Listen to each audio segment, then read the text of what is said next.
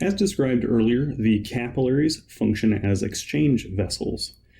They exchange materials like nutrients, respiratory gases such as oxygen and carbon dioxide, wastes, and hormones between the blood and the body's tissues.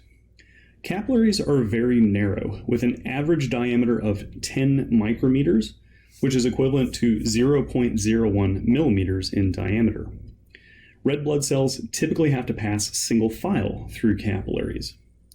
In a few moments, we will examine three capillary types: the continuous capillaries, the fenestrated capillaries, and the sinusoid capillaries. Capillaries compose roughly 5% of the body's blood vessels.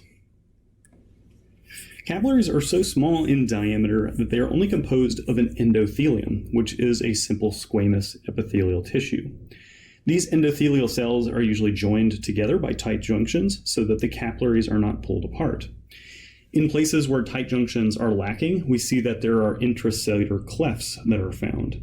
The clefts allow for the passage of fluid and small molecules between the endothelial cells. So the first type of capillary is the continuous capillary. The continuous capillaries are the most common capillary type, and they are also the least permeable, which means that materials cannot easily leave the capillary, or another way to look at it is that materials are not easily exchanged between the blood and the tissues that are served by those capillaries.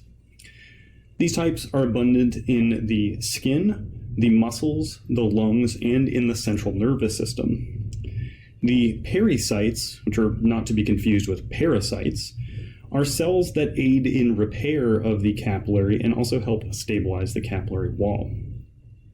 The intracellular clefts are gaps that are found between the endothelial cells of the capillary. The number and the size of the gaps determines the permeability of the capillary.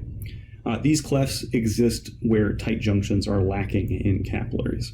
And in the continuous capillaries, we see that the intracellular clefts are quite small. In the brain, we see that there are no intracellular clefts, which gives us the basis or the foundation for the blood-brain barrier.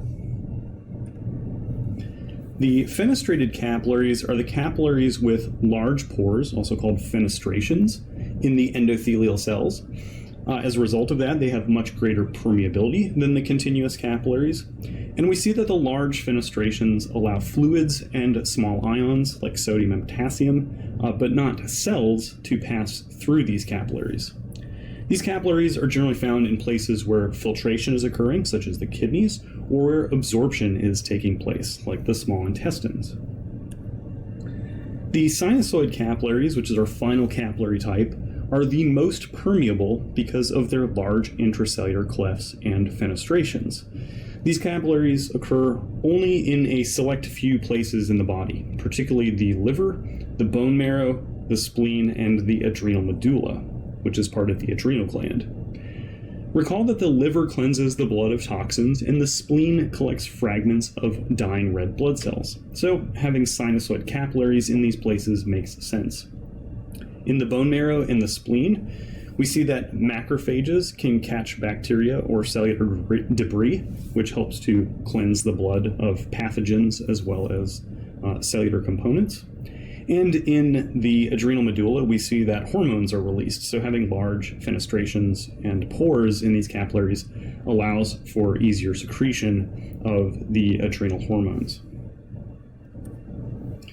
There are a select few places in the body which we do not find any capillaries. So recall that epithelial tissues lack any kind of vascularization, so we see that they do not have any capillaries.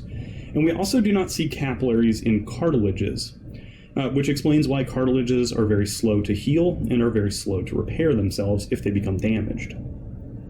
We also see that the corneas and the lenses of the eye also lack capillaries. Having capillaries in these locations would interfere with the cornea and the lens's ability to transmit light to the retina. And it is also helpful in that corneas can be easily transplanted from one person to another without fear of the immune system rejecting the transplanted cornea. So let's briefly look at the anatomy of a capillary bed. A capillary bed is an interwoven network of capillaries, and this network allows the blood that is within those capillaries to serve every cell in a particular tissue or in a particular region of the body. And this diagram shows the blood flow through a capillary bed during times of high oxygen demand. Blood enters the capillary bed on the left side of this diagram through the terminal arteriole. The terminal arteriole will then branch into 10 or 20 capillaries.